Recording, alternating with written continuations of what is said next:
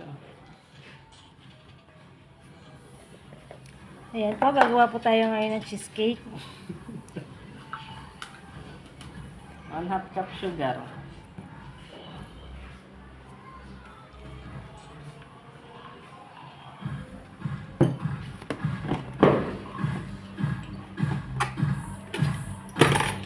Para po ito sa New Year. Masarap na cheesecake.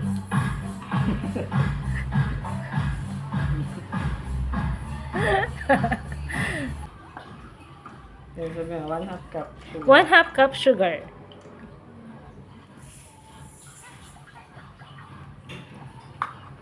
At ang ginamit po niyang butter ay ang ginamit Ano niya? ang sarap? Anchor. Anchor. Haluin natin. Ayan yan. Cream cheese. Cream cheese. Anong brand? Philadelphia. Wala akong mixer eh. Nasaan? Pwede pong walang mixer. Ayan po. Wala po siyang mixer. Manual.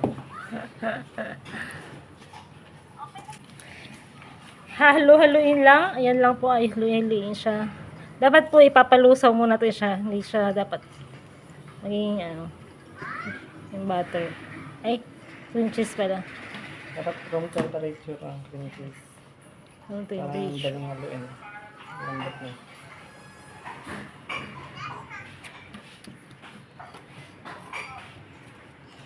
Tapos, next, ibubukin. Sayang ang cream cheese. Ganun po yung tip namin. Wow! Hindi po kailangan ng brown egg. Kahit anong egg pwede. Pwede! Ninurog na shell. Tatanggalin natin. Ayan yan. Ayan, tanggal. Kailangan palagi dumadaldal. Boring. Pag tahimik na, hindi ba't mo ay baby? Sige ba?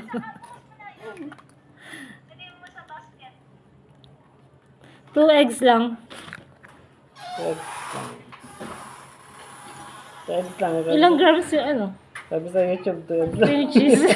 Ilang grams yung cream cheese? 1/4 kilo. Per So, kilo. 50 grams. Mm. Tapos yung ano? Butter. 1/4. Mm.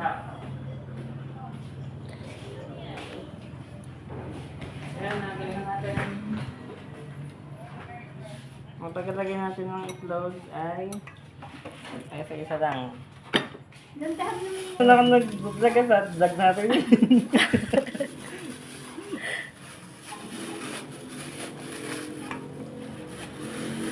Tingnan natin.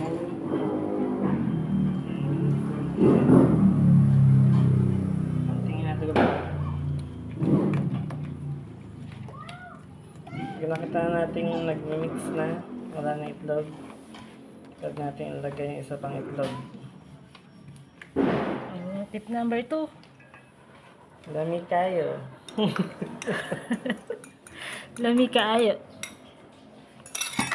Ay! Ay! Sikat mo yun.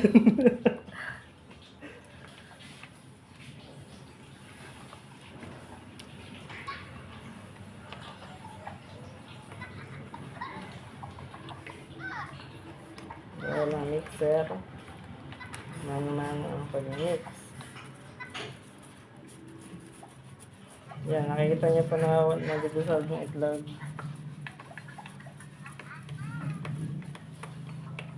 Tapos, pang-mixer, mas mabilis yung yan, ganyan dapat. Ganyan yung hinahanap natin texture. Finish na. Finish na yan. Finish na yan, guys.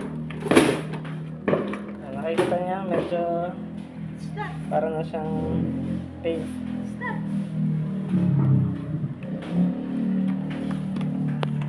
Ayan, dyan na ipalabo. Transfer sa shop.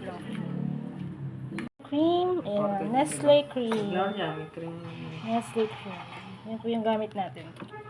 Kung wala po kayong budget, itong nestle cream. Kasi yung... Pero ang kailangan talaga dito, sour cream. Caramel. Halagyan lang natin ng lemon. Parang yung sour cream.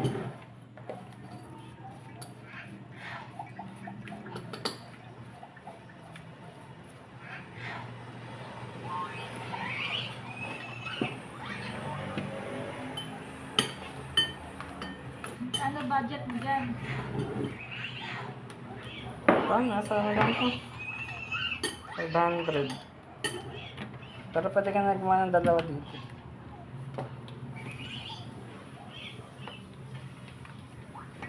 Next. Hindi ka nag-try dyan na iba pa. Last Yeah, year, man. ginawa ko na yan. Dessert ka pala ginawa yan. Next year, iba na. Buti ibang flavor ngayon, no?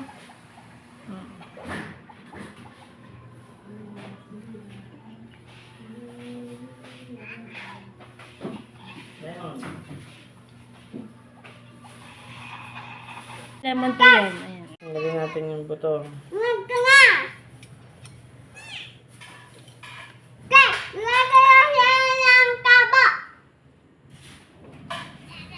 Ang kailangan lang natin ay kalahati.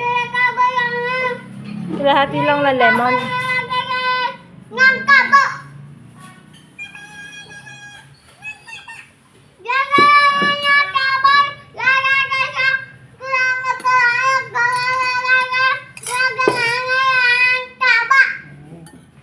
Tapos, all-purpose flour.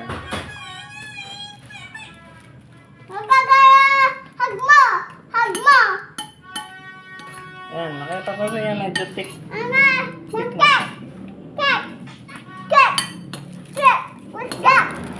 Ito, all-purpose flour.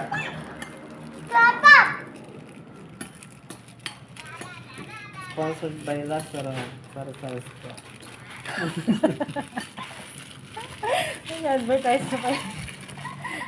1 tablespoon. Malaki din. Kuya, kunin ko na sa'yo yan. Ayaw ko ng ket na yan. Ayan, Gab. Lalo kayo. Uy. Matanggalin ko sa'yo. Yung flour niya dapat all-purpose. Maglakad-lakad ka na lang.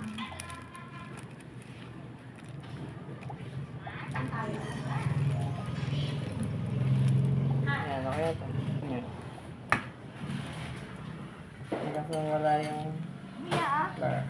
aalisin ko sa'yo yan, Gab. Mag-aaral ka na lang.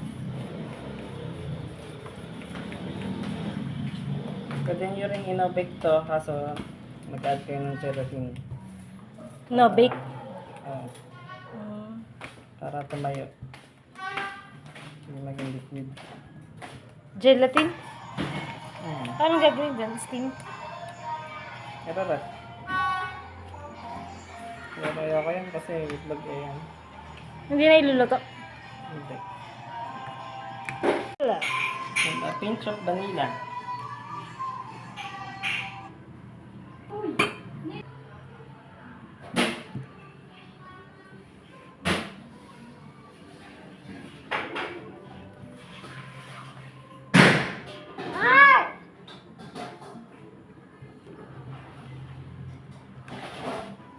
Tingnan niyo kung may mga bubuo pa. Ito, wala na. Perfect. May ganon. Hindi sa karin. Kasi karin na gano'n. Ayan na po. Ilalagay na po natin sa oven. I-preheat muna yung oven ng ilang degrees. 205 Celsius. 5 Celsius. Tapos, lagyan natin yung water bath natin ng medyo may warm water. Wow. Buksan na natin. Sige. Open. Nalagay mo.